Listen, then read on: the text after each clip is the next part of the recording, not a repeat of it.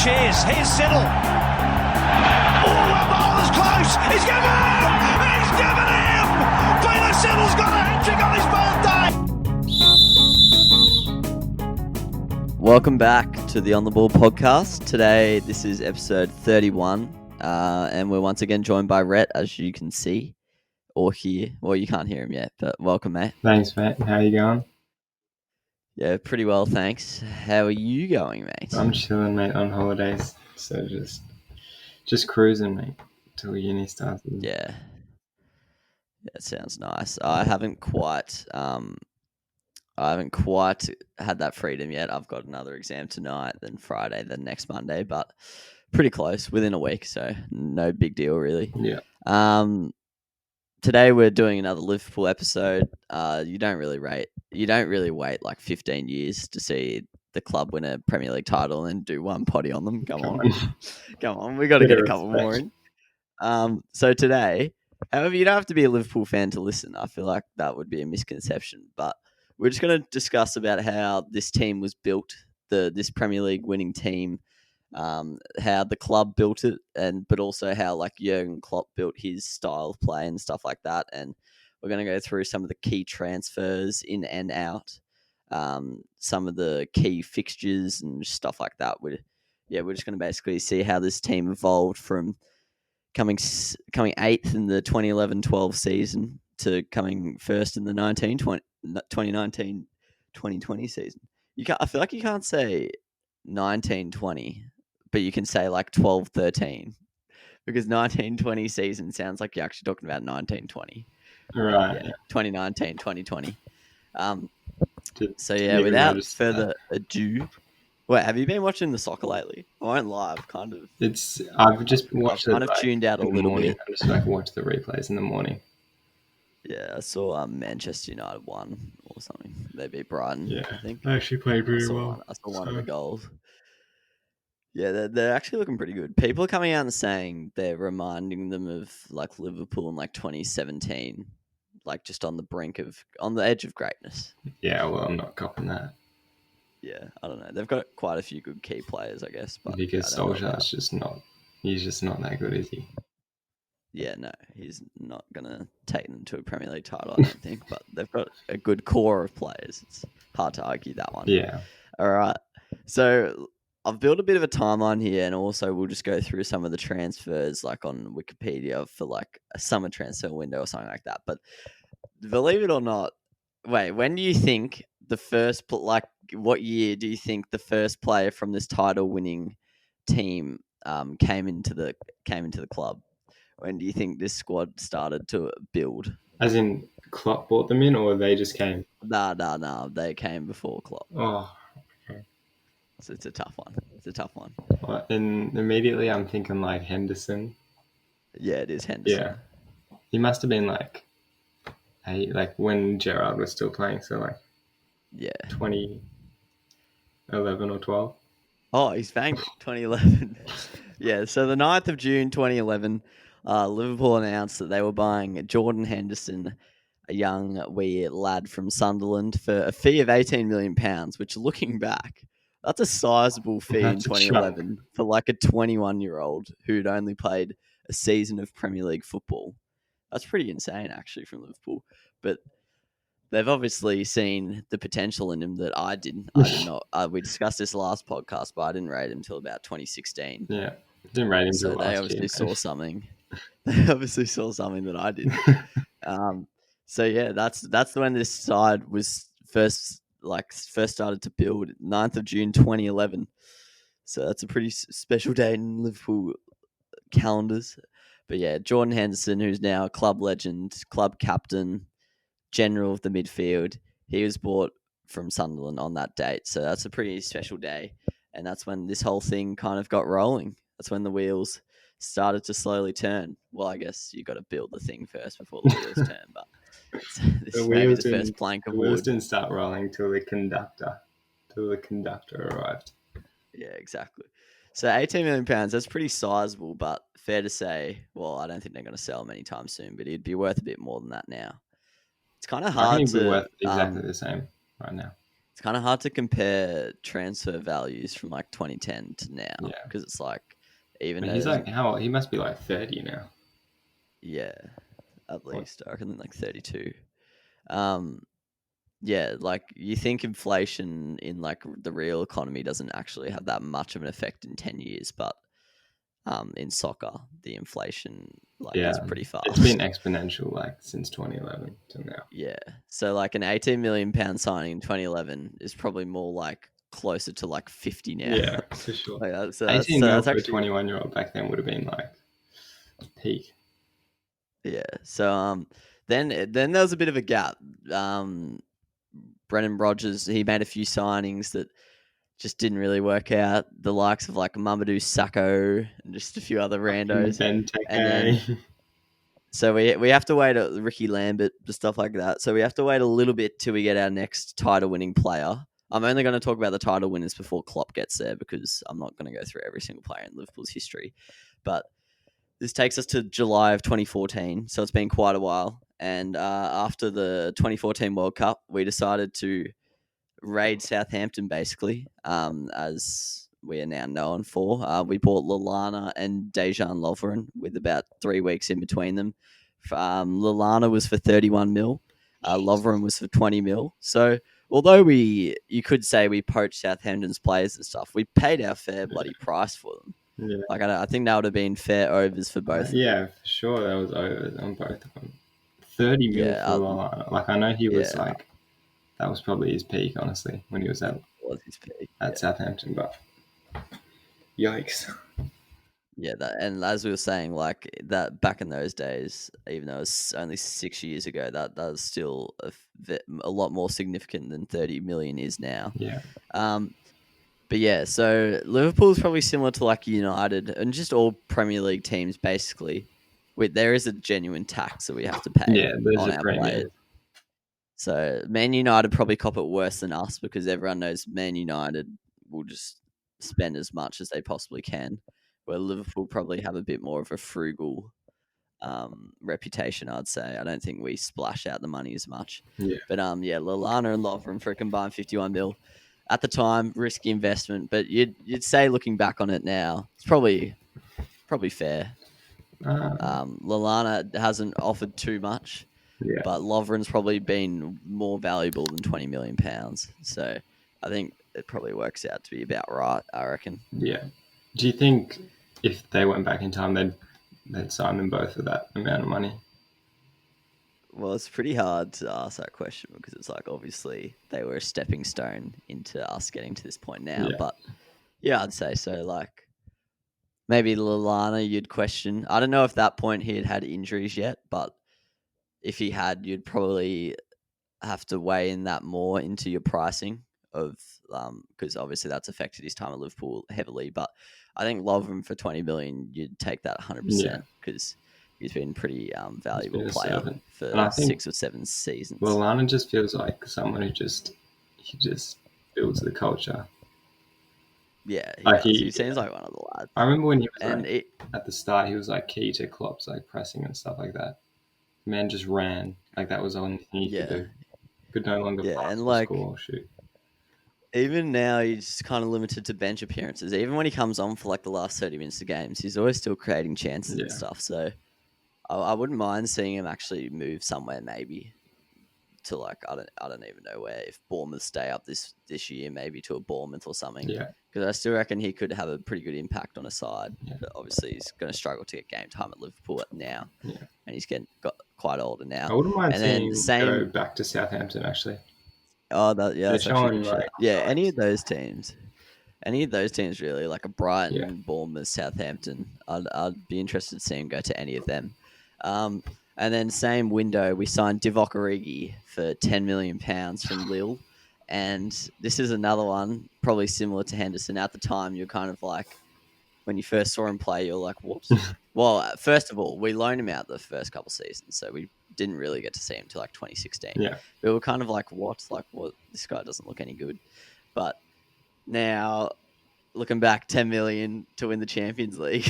Absolute bargain. You're taking that any day of the week. The prize money for the Champions League's like probably triple that alone. So,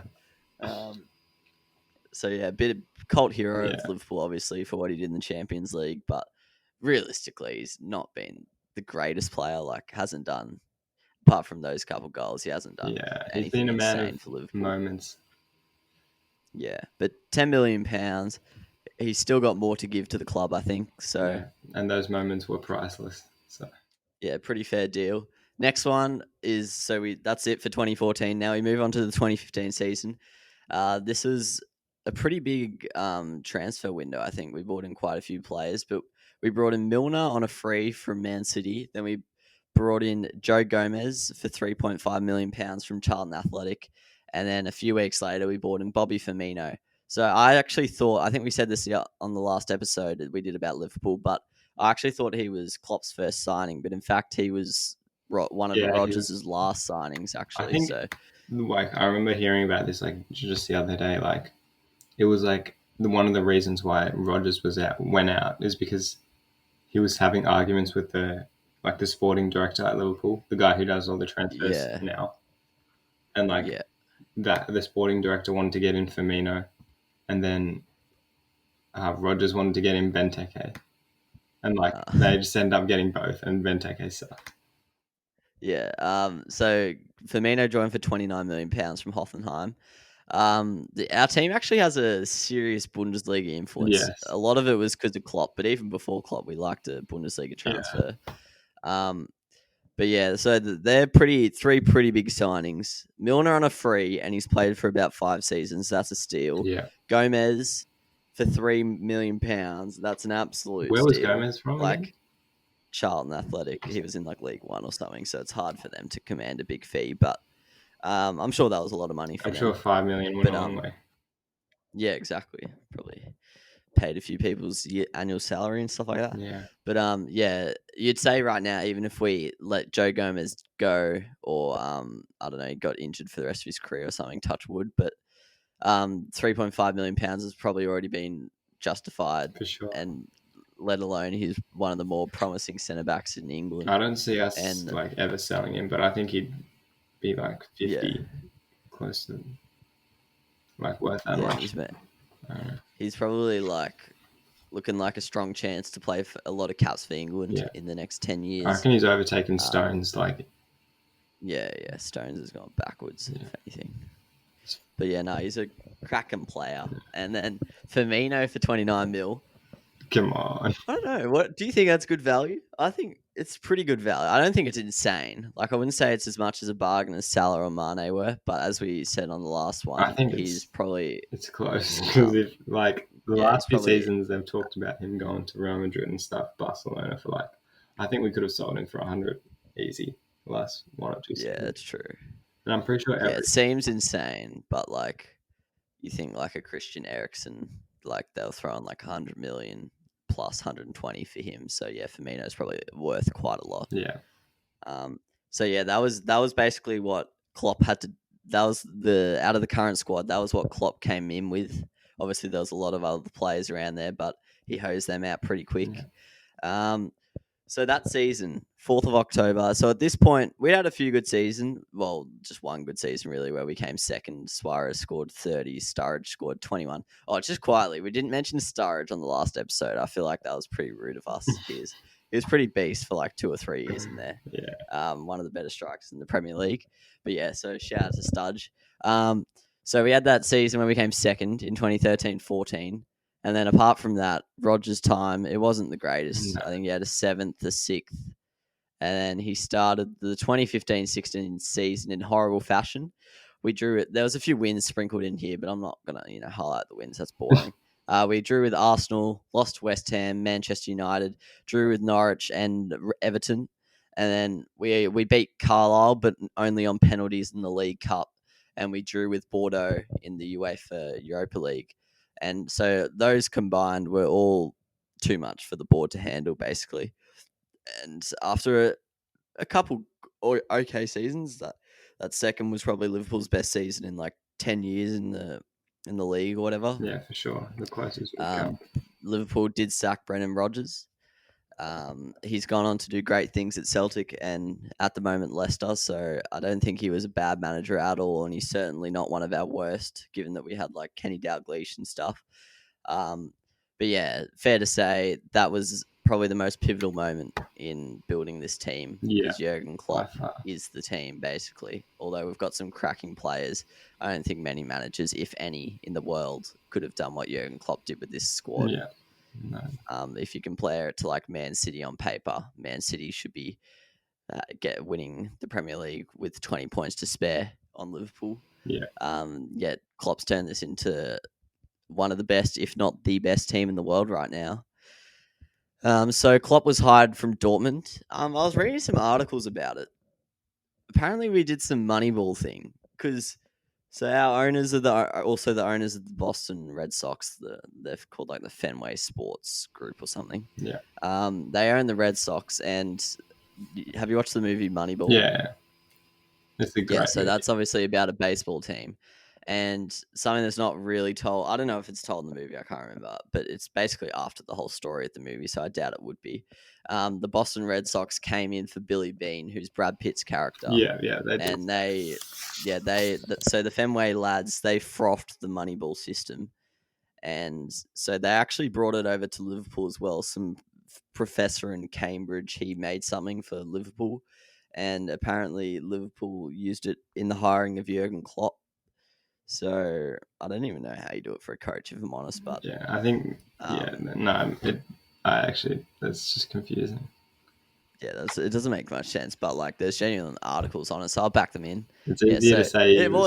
I get what they mean. Like, he's not some high-profile, high-name signing. Like, Yeah. there's obviously some research that no one else is doing that's gone into it because you wouldn't pick Klopp as your number one choice for coach of Liverpool. But yeah, he's probably going down in history as like I didn't live in the time of like Bob Paisley and Bill Shankly, but he's probably going in the time down as arguably Liverpool's greatest manager ever. Yeah.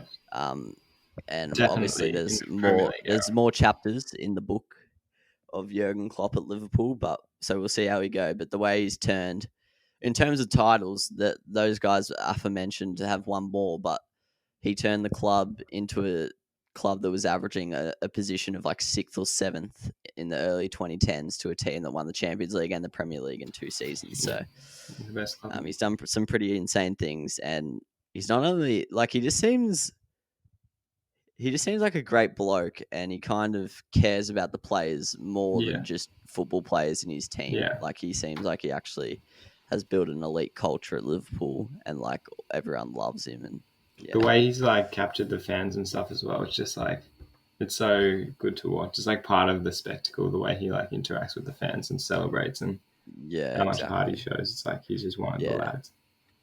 And I think he's changed management a bit. Like, I think with like Jose Mourinho and stuff, I don't want to say there was an error, but until Jurgen Klopp came along, a lot of managers were kind of just like businessmen. They would rock up in a suit. They wouldn't acknowledge the fans. They'd go shake the other manager's hand and go back down the tunnel.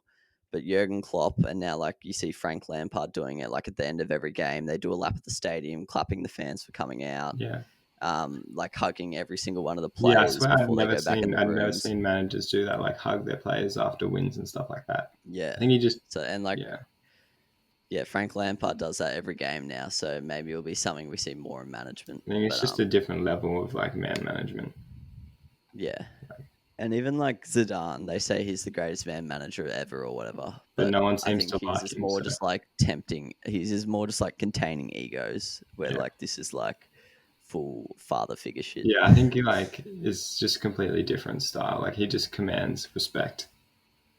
Yeah. Whereas Klopp, like obviously everyone respects him because of what he's done, but I think they also respect him because of like how he treats them.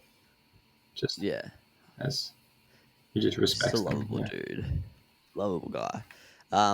So Jurgen Klopp's. Wait, do you have some like pivotal matches written down? Yeah, so we'll go with the first match for like his first Premier League game was against Spurs. It was a 0-0 draw away from home. So the 17th of October 2015. Is this the first? It wasn't the first game of the season. It was after. It was like it was after. It was like 10 games in or something. Just cucked it at the start of the season. Yeah, so I think the pivotal thing about this match was that they ran like a total of like 5 kilometers more than they'd run in any other game in that season. So the previous 10 games. So the team ran a combined like 5 or 6K more. And I think just from then, like you can immediately see after one game the change in style. And I think especially for the first maybe until not this season and last season. So after we lost the Champions League final, like up until then, the whole style was like based on that like high intensity pressing, like 24/7, like the entire game. And I think like that was just a key moment. Like that was just where you could see his style immediately, the way he wanted to run the players and like demand that high intensity. So I think that was the first key moment for sure. Yeah, it didn't take long, did it? It was kind of it's pretty instant impact in terms of not necessarily the success, but in terms of like that pressing nature. I forget it has a German name. It's called like the Gengen press or something. Yeah. Counter press. I think they call it like a counter press yeah, it's pretty much just as soon as you lose the ball, you just go for it. You just cut sick. Cut loose. Just get that shit back. Yeah, so it was pretty evident straight away. Even though the results probably didn't come till like Christmas. Yeah. The tactical impact was there straight away, and you could kind of tell this had the potential of being something a lot better than what we'd been used to in the past. Yeah. It's fair to say his first transfer window was a bit underwhelming. I don't think Liverpool was blessed with funds at this time. I think Brendan Rodgers, although, as we mentioned all those names before, he'd made some great signings. He'd also burnt quite a bit of money as well, which I don't think helped him in his, his fight against being sacked. So Klopp's first signing was Marko Grujic. He signed him for £5.1 million from Red Star Belgrade. He's actually not a bad player to this day. He still plays. He's not Liverpool quality. He plays for like Hertha. He starts pretty much every game for Hertha Berlin, so he's obviously not a bad player. Maybe Klopp didn't quite understand the level they had to be at to be a Liverpool player. Like Grujic was probably someone who could have got a few starts for Dortmund, and then gone on, and they could have sold him for more money, as they do for every player at Dortmund. By the way, just a bit of background on Klopp. He came from Dortmund, for any of those listening who don't know. And I think he won 2 Bundesligas, or definitely one. And he reached the Champions League final, I think. Yeah, Champions League final where they went down to Bayern. So pretty impressive time at Dortmund when Bayern just dominate that league. Yeah, with limited funds. By the way, speaking of Dortmund, did you see United came out and said they're not willing to pay more than 50 million for Jadon Sancho? That's outrageous, man. I think they just think that Mason Greenwood is the best player to ever grace Earth, but mate, Sancho is not going anywhere for less than 100, let alone 50. I reckon 150. And if they wait till next summer, I reckon they'll get 150 for him. Mate, he should arguably be worth as much as Marcus Rashford, I'll be honest. I reckon he's better player than Marcus based on his statistical output, you can't argue with that. He's got way more of a skill set than Marcus Rashford. Come on. Yeah, so I don't really know what United's Marcus playing out there. Rashford is a great bloke, but... Yeah, true. So his first signing was Grujic. Probably not the greatest signing in terms of his Liverpool impact, but he's an alright player. 5 million is not that much. And then he loaned in Steven Corker, which I still remember was just a weird thing. Yeah. He signed him in from QPR on a 6-month loan. Corker's, my main memory of him was him just being subbed on and playing striker for the last 2 minutes. Yeah. They used to always do that because he was pretty good in the air. So that was very weird signing. But yeah, so we finished the 15-16 season. We came 8th, but that was a lot down to Rodgers' start. Yeah. I think we actually came home pretty strong. I think we only lost 2 matches and drew 2 matches in the last 4 months of the season. We were runners-up in the EFL Cup, 4th round of the FA Cup. By the way, we actually suck in the cups, so don't expect any. This season, don't expect performances there. Is this the 2015 season, right? Yeah.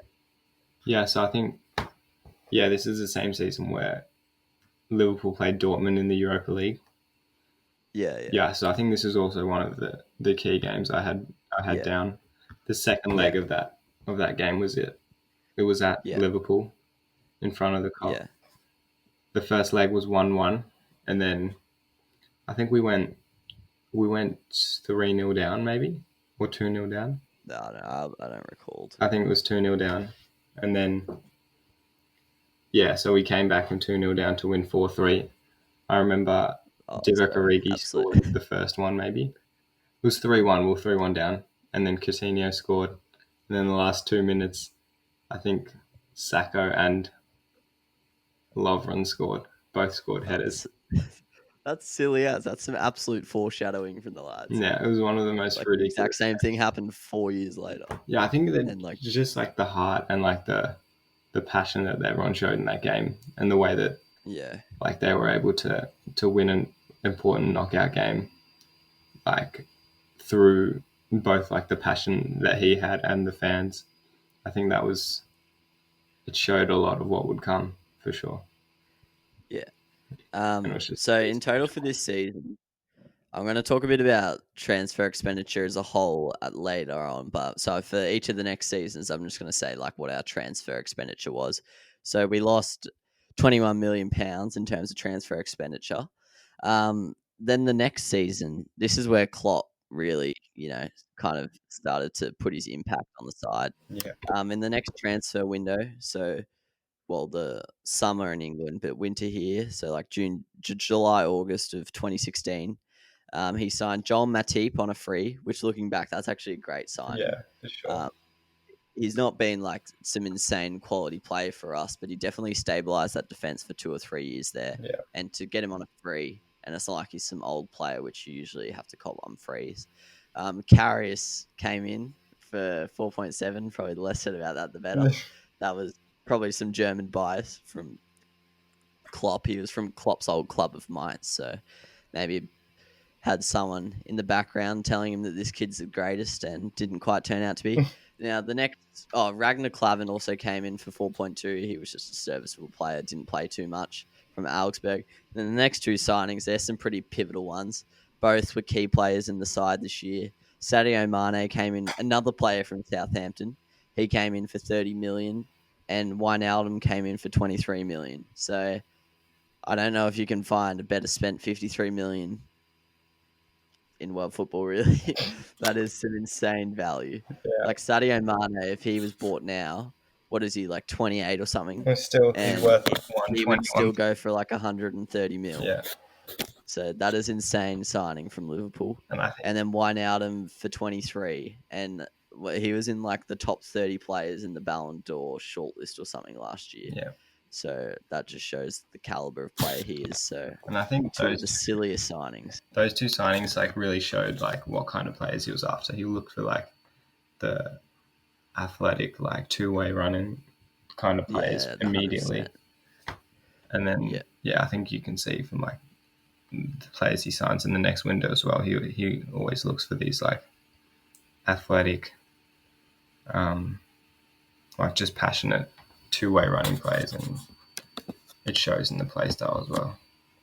Yeah. It was like they were just such intelligent signings. Like Wijnaldum, half of his Newcastle season, so he came from PSV to Newcastle for one season in the Premier League.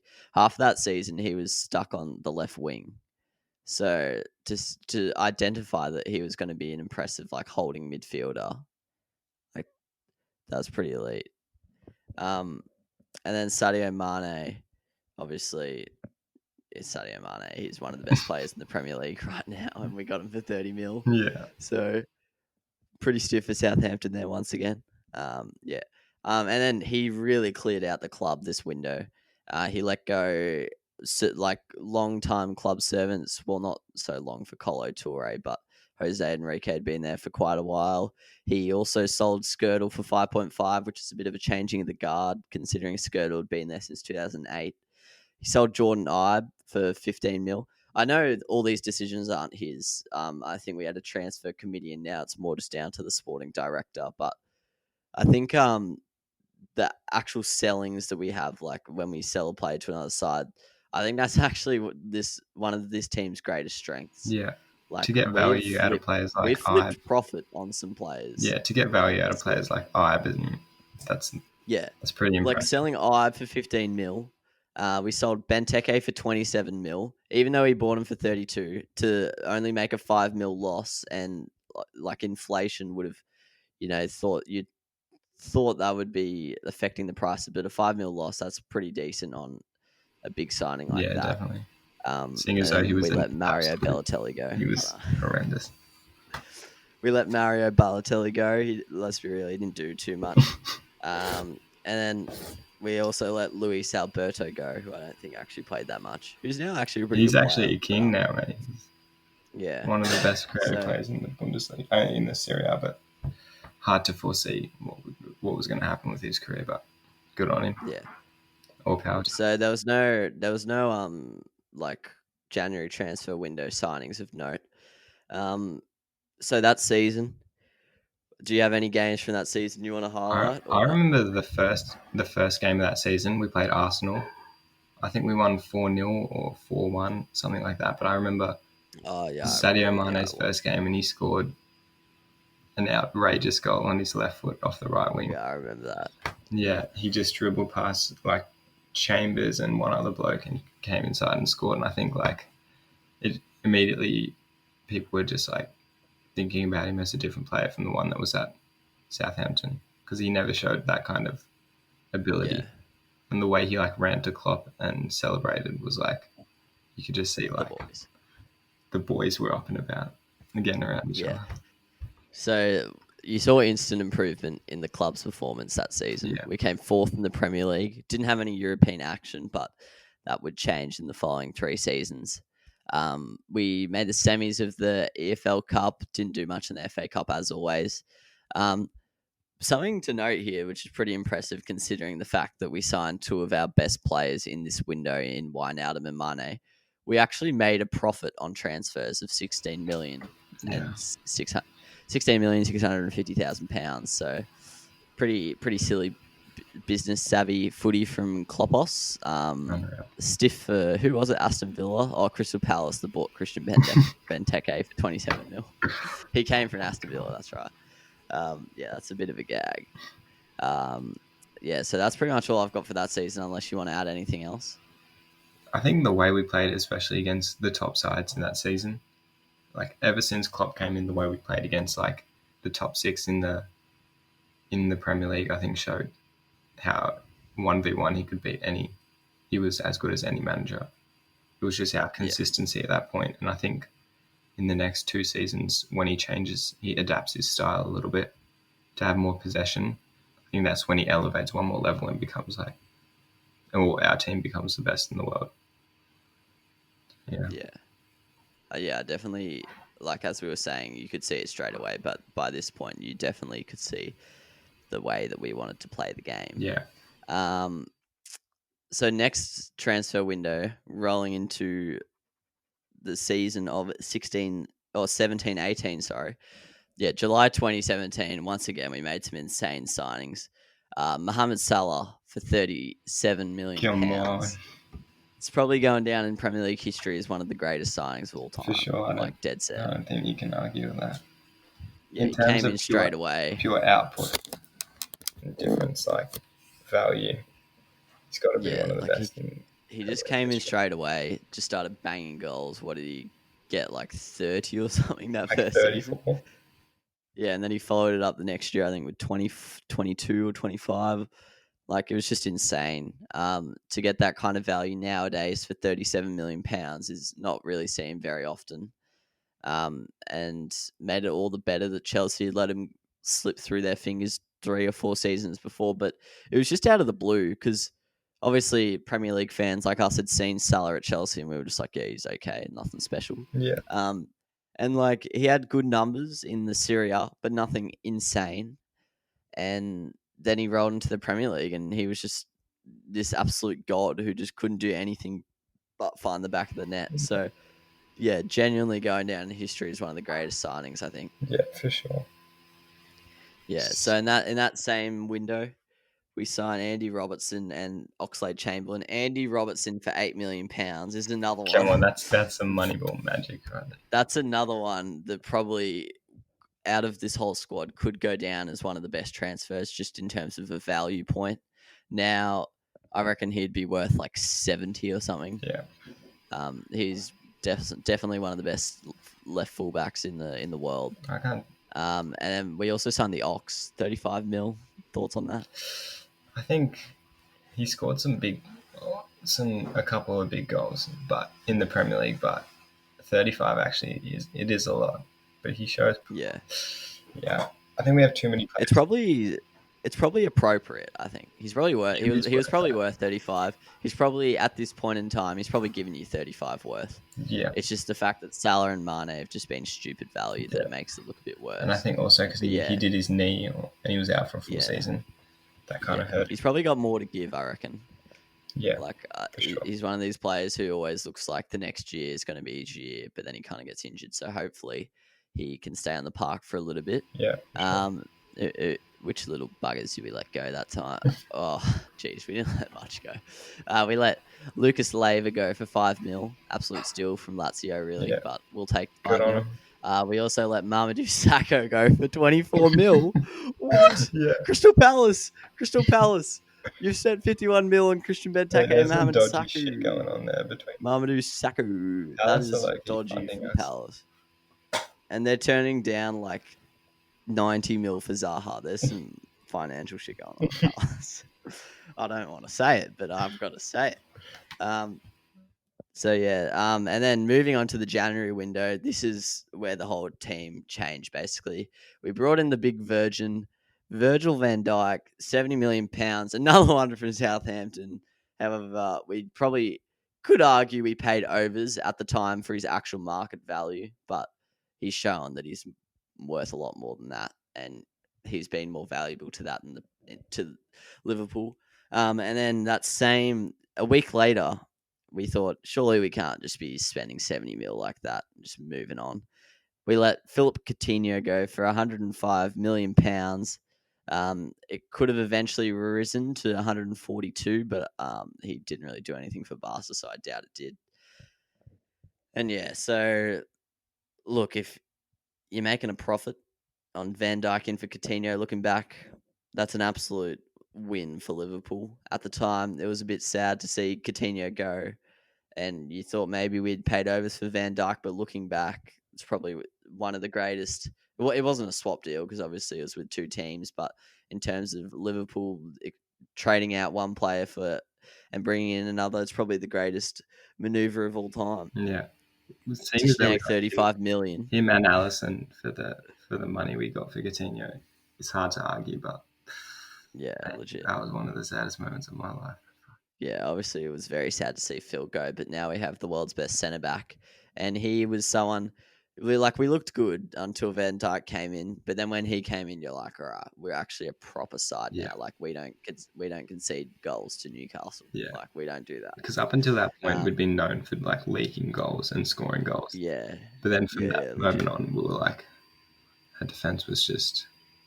We became known for having a rock solid defense as well as the Blue. And at this point, like Mignolet was getting a bit crap. Yeah, and as you said, like Lovren and Matip, although they were great defenders, in some patches they were very error prone. This definitely took us to the next level. So in terms of that season, we finished 4th in the Premier League. We were runners up in the Champions League, where we, famously got smacked, but oh well.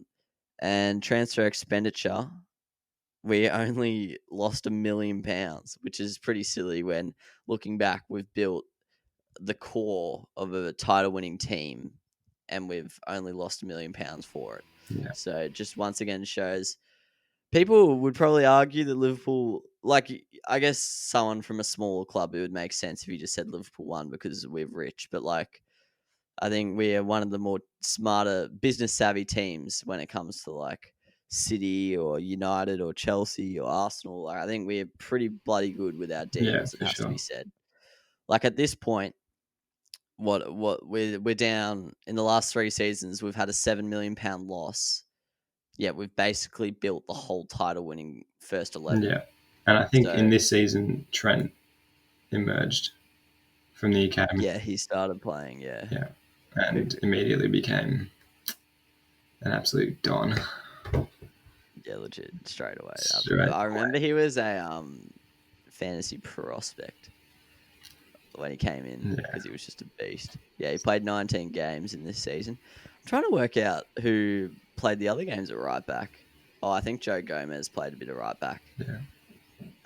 Clark Who cares, Klein mate? They were all stepping Klein stones didn't copy him. to the god himself.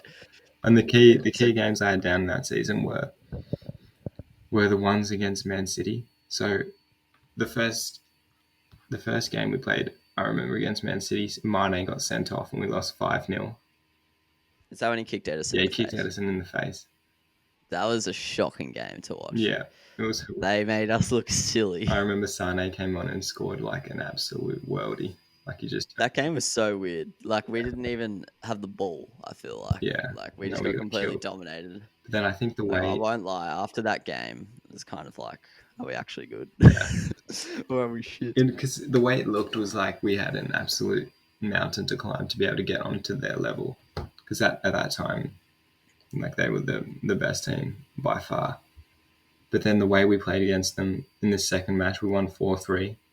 I think this is the game Oxlade-Chamberlain scored, and then The all of the front three scored as well. And then the Champions League, we beat them in both legs, 3-0 and then 2-1 away. So I think the way we went from losing 5-0 to beating them 3 times in 4 months was pretty elite. I think it just showed that we were going to be able to close that gap for sure. Yeah, and like we were runners up in the Champions League. We only came 4th in the Premier League, but I think that Champions League run showed that like we can match with the best. We just need to build the consistency against the bad teams. Yeah, because we struggled a lot early under Klopp because obviously we were a great team, so teams would just park the bus. Yeah, and we kind of struggled. Dissecting that, we kind of just relied on Coutinho just taking a strike from outside the box, which isn't always, you can't really rely on that all the time. Yeah. Because he is only human. I think the emergence of like Trent that season combined with building the strong defense, like the core of that defense with Van Dijk and Alisson, I think like completely changed the way we played. Because against deep blocks now, I'd say like the key to the attack is Andy Robertson and Trent being able to stretch the defense and then finding passes. And then combining that with a defense that just doesn't concede, like you're not very likely to lose against minnows with that kind of style, which I think he implemented at the end of this season after we lost in the Champions League. Yeah. Do you have any more games from that season, or is that it? I think the ones against Man City were the key ones for me, for sure. And this was when Man City was like, people were like, Greatest we're about to have a 10-year. We're about to become the Bundesliga, and Man City win 10 greatest start of all time. They're never going to lose again. And now we're on to the 2018-19 season. At this point, after being runners up at the Champions League, only like 2 months prior to the season starting, people were starting to pencil us in as potential title winners, even though everyone loved City and knew how good they were. I have to say, this is a bit of a debatable transfer window. The last 3 have been insane in terms of value and limited spending, but this was a bit of just, the big dogs flexing the coin a bit. Yeah. So we've brought in 4 players: Navigator, Fabinho, Shaqiri, and Alisson. So you look there, you go Fabinho and Alisson. Yep, they've added a lot to the team. Alisson's probably the best keeper in the world. Yeah, by far. Definitely up there. Maybe Ter Stegen or Oblak would argue with that, but in terms of distribution as well, he's really good. Yeah. Fabinho definitely probably started a bit slow, especially that first half year until Christmas in 2018. But now that second half of last season and this season, he's like really made a home in that midfield, and whenever he plays, he usually has a pretty good game, basically. I think I saw a stat where out of the 50 games that he played, or his first 50 games, we won 44 games or 43 games that he played in. Yeah, that's silly. Outrageous. That is silly. Yeah, so if you look at that bundle 4, are you taking that for 160 mil? Like, if you're going back and saying that this is worth 160 mil? I think alone the value that Alisson and Fabinho give, they'd take it. Like, even if they just signed those 2 for 180. I mean, 160. That'd still be worth it right now. It's a line ball for me, I think. Like, it's tough. Yeah, because as you say, I think Keita you would never want to give. Yeah, that's true. That is true. He's still only. Shaqiri's He's done. still not He's old. done. Yeah, Shaqiri's gone. Shaqiri can just fuck off to China already. He Like, scored let's some be important real. goals that first season. Yeah, I remember he yeah, scored he against actually did. United He used to twice, come. maybe. Yeah, he used to come off the bench and just have He an scored like impact. But 60 now goals he's not that even. season. Now he's not even the bench go-to bench Yeah, player. no. But we only paid 13 mil for him, Look up. so you'll cop that. Allison, 55 mil for Allison looked stupid, but then Courtois and the whole Kepa thing just happened, Yeah. and kind of people just forgot about how much we paid for Allison. I think. But yeah, looking back, 55 mil you'll cop. Yeah, for sure. And then Fabinho, 39 mil, you'll take that. Every And then, day, yeah, really. as you said, Cater probably has more to give, but at the moment, 52, I'll be willing to admit, at the moment, if Cater offers nothing more to us, that was a shit signing. Yeah. But I hope that he offers more to I us. was so pumped when he And signed for the boys. I was like, yeah, get the jersey on, boys. Let's go. Let's go. He's going to be a yeah, king. legit. And he just hasn't. This is another bit of business. So I don't know what happened in this little window. I think maybe we were a bit confused on how to improve the side because it was already so good. Mhm. We let Emre Can go on a free, which I remember at the time this really pissed me off because I was like, why don't we just let him go like 6 months earlier and we could have made like 20, 30 mil off him. I think he really wanted to go as well. Yeah, there was a big kerfuffle over that. But yeah, he went to Juve, who would have been willing to pay quite a lot. So I think we missed out on some money there. But oh well. And then we He left to win the Champions League as well. Yeah. Unlucky son. And then Clavan left, doesn't matter. And Solanke left. We got But we value sold there. him for £19 million, so that's actually pretty silly if you ask He's me. not even. Like, it doesn't seem like he's played 19 games for Bournemouth. Yeah, I think he's only scored like one goal or something silly, I'm pretty sure. I think he's really struggled. He sucks. Yeah, so last year we had a loss of 123 million. So in isolation, that looks shocking, but when you contextualize it with the other 4 seasons around it, it doesn't look as bad. Yeah, particularly. In terms of on-field, Sorry, go. became second, as everyone knows. Yeah. Man City won the Premier League points record or something. I don't know. Yeah. And then we won the Champions League famously, as everyone knows, getting over the Spurs. Yeah, and then the cups, we did shit as usual. I swear we Mate, tell won me the cups every that's time. not the way forward. Tell me that's not the way forward. Tanking the Yeah. cups. It's an absolute pisser from us. I swear we haven't meanwhile, made a final Arsenal of and the cup. Chelsea are trying their guts out for the cups. We haven't made a final And of we- the FA Cup since Gerrard left, probably. Yeah, we haven't made one since 2011-12. Yeah. Pretty godly from the boys. Okay. Meanwhile, Man City's just there every year winning it. No, and we just don't no care. one cares. It's actually a power move from Liverpool, but yeah. Yeah, so what were the important games in that one? Got any ones to highlight? For sure, the one everyone's going to go to. Yes. Barca, the second leg against Barca. Like, come on. The moment I can just picture Trent just strolling away and then just, oh my god, get excited. It was one of the most like fucked games I've ever seen. The way, and I think we had Salah and Firmino out. Firmino was definitely out, and one of the other two front three were out. So Origi was starting up top with Shaqiri and Mane. It was a disgraceful forward line. I don't even think Mane scored. The boys. Origi just became world class in those 2 weeks leading. Yeah, well, in that he's just a beast in the big games.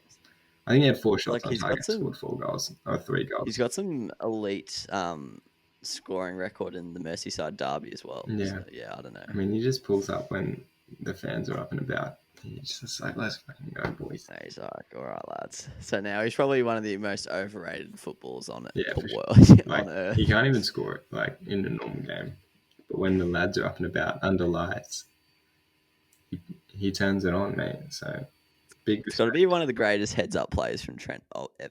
Like everyone goes, yeah, PK was like napping, and it was Ter Stegen's fault for not looking or whatever. But like, I mean, come on, picked him out. Like, who's doing that? He didn't even have to move.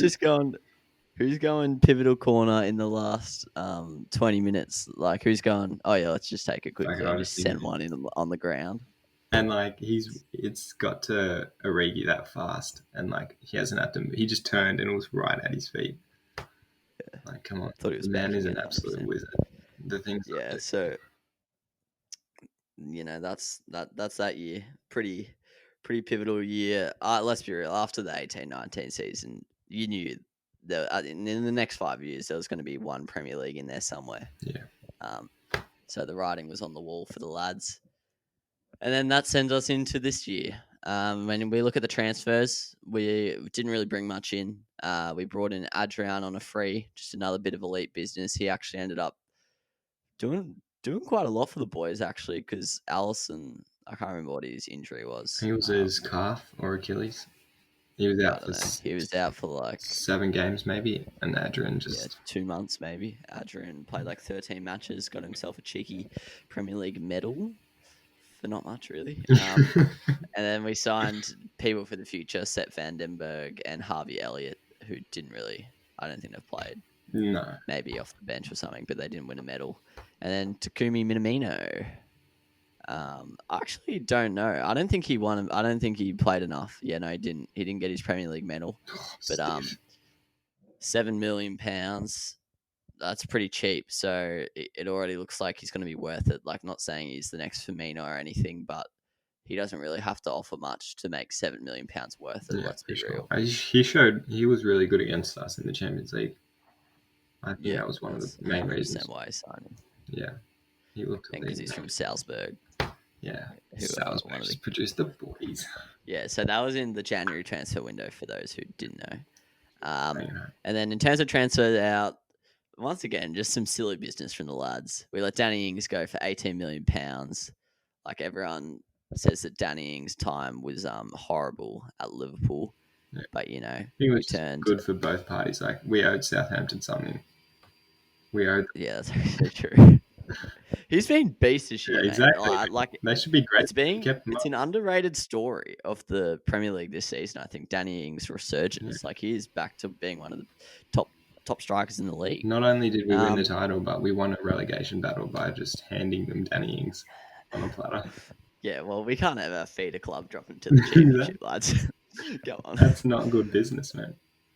Mate, we should full just loan them players. Yeah. Like, all our loans go to Southampton, and then they just give us like one player. All of their prospects. Yeah, legit. Pretty silly. Yeah. So we made a £10 million profit on Danny Ings. So anyone who's willing to come out and say that was a shocking signing, come fight me. And then we let Daniel Sturridge and Alberto Moreno go, which is a bit of an end of an era. Those lads played quite a pivotal part in the decade. Probably the worst era. Oh my god. Nah, to be fair, Sturridge was elite in his prime, and Moreno had a couple handy seasons for the club. But like at the time of releasing them, they were both not worth much at all. We sold Rafael Camacho for £5 million. It's just some more silly business. We sold Ryan Kent to Rangers for £7 million. Like, he actually looks like we're just gods at business. I don't think Yeah, he actually does bits in the Old Firm, which are the only Scottish Premier League matches I watch. And we released Nathaniel Klein. So all those lads, you've missed out on a Premier League medal. So stiff. You were through it. They were all there through the worst times, and as the silver lining was coming through, they just shipped off. Yeah, so alpha from us, we won the Premier League in a year that we had a transfer profit of 38 million British pounds. So come on, come at me, lads. Come at me. And I can't really see why in the future that we need to spend too much money.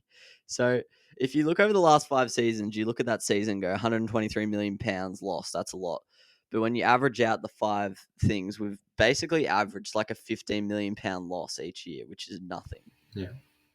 When I was doing some research and I Googled how much money Liverpool made last year, I don't know if it was a loan for TV revenue or all up. They made like 180 million pounds or something. So that's got to be. That's contextualizing how much they're making to those who don't know how wealthy these Premier League clubs are. So to spend 15 million pounds a year, we're talking pocket change. It's the penny pinchers menu down at Liverpool FC. And that's the coinage you have in between the seats in your car. Yeah, Just throwing it yeah. away. So Frozen cake. we've won the Premier League. We made the quarterfinals of the EFL Cup without playing anyone over the age of like 12. And the Champions League, we unfortunately got knocked out by Atletico Madrid. But oh well. I have to say, I feel like although it was an anticlimactic win because the season was broken up, I feel like it definitely helped us because if we won the Premier League like 2 weeks after getting knocked out by Atletico, I feel like people would have been, bumming us a little bit. And then the fact that we got pumped by Aston Villa 5-0, I feel like that would have been a bit fresher in people's minds. But yeah, Yeah. they won the Club World Cup, which is not the hardest thing to do for a Premier League giant. But yeah, we'll take that. Champions of the world. So yeah, what are your matches? Do you have any matches highlighted from this season? It's like Come. they've just all been. There's not been any Man specifics. City and We've just Chelsea. been absolutely thrusting everybody. Man City vs Chelsea. It's legit. I'm actually trying to think. Like, won us the Premier League. I think that game against Manchester United where we almost lost the game. We were 1-0 down the entire game, and then Lallana scored Oh yeah, the equaliser. I think like it then.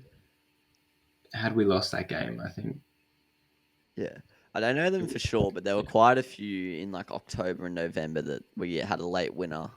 I think that period was key. So, Mane I don't know. turned I don't know into which games they were off by heart, like who the opposition were, but there were quite a few. There's like one against outbursts. Leicester. Yeah. Where Mane won a penalty, and then there was one against Burnley where Robertson scored in the night. Like we were 1-0 down, and then Robertson scored like the 85th, and Mane scored a header in like the 95th. Yeah. Yeah, Mane So just there's a lot of into games like that. Yeah, the most clutch player on earth in those, like that month, I reckon.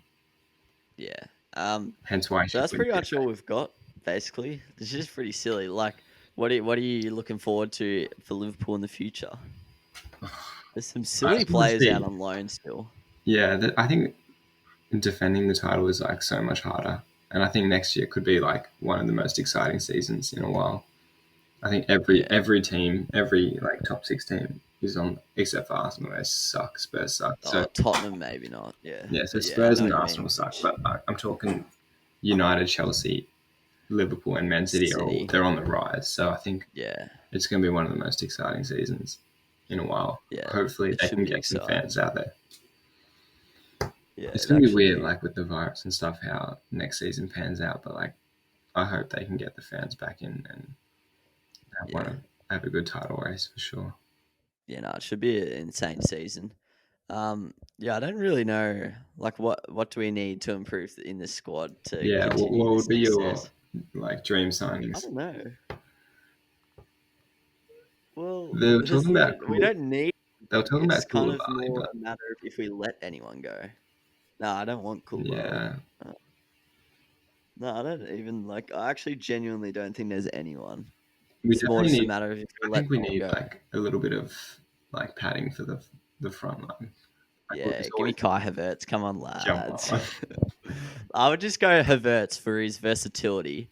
Yeah. Like I think he could play an attacking midfield role, winger or striker. So that's basically half the position team covered. Yeah. And our front three, although they're still great, none of them are in wheelchairs or anything yet. But they are eventually going to get a bit older. They're going to lose their pace, lose their effectiveness. So bringing in someone like Havertz might, might add a little bit. But imagine we bring in Sancho. Come on. Nah, piss off. But I don't think it even like bringing someone like him is just. It's a dream, but like we should just be larrikins and just roll with the 4-4-2. H Wilson, R Brewster up top, sell the whole side. Do you reckon we should bring back Harry Wilson? Like keep him? Or do you think they're going to sell him? I would like to, but I just can't see him getting much game time really. So I hope for his personal sake that he leaves. Yeah, fair enough.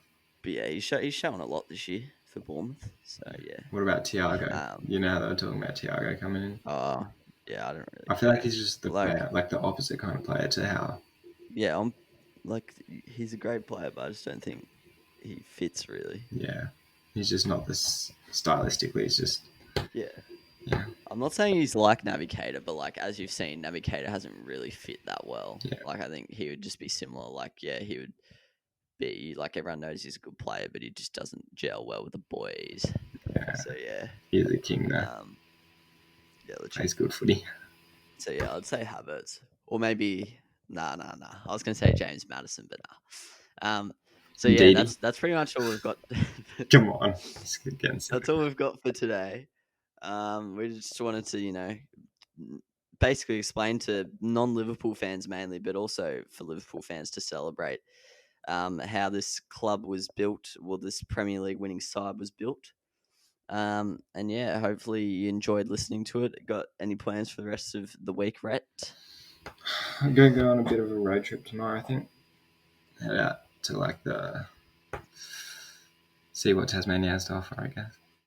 Yeah, by the way, those listening, Rhett lives in Tassie, so he can kind of do what he wants. Not as much we have freedom here in Melbourne, I guess, but doesn't have to worry too much about the old virus. Yeah, there hasn't been a case in 3 weeks, so yeah, pretty safe here at the moment. Yeah. All right. So thanks for joining me, mate. No worries. And yeah, I'm sure you'll be on again soon. I actually can't remember what's up next, but you'll be back. Do a as UFC always. review. Oh yeah, no, we're doing a UFC 251 review, but that's not for 2 weeks or something. Yeah. I don't know what your next thing is, but anyway, we'll work it out off air. So thanks for listening. If you are, Cheers, I don't know why I always leave this to the end. I should do it at the start, but if you're listening on Spotify or something, feel free to go over and check out the YouTube channel, subscribe, and just chuck a view on. If you're watching on YouTube, you can do the inverse. You can do the old inverse operation. You can minus the plus times the divide. Or if you haven't subscribed, subscribe. So yeah, cheers for joining me, Rhett. No worries. And thanks for listening. Thanks, mate.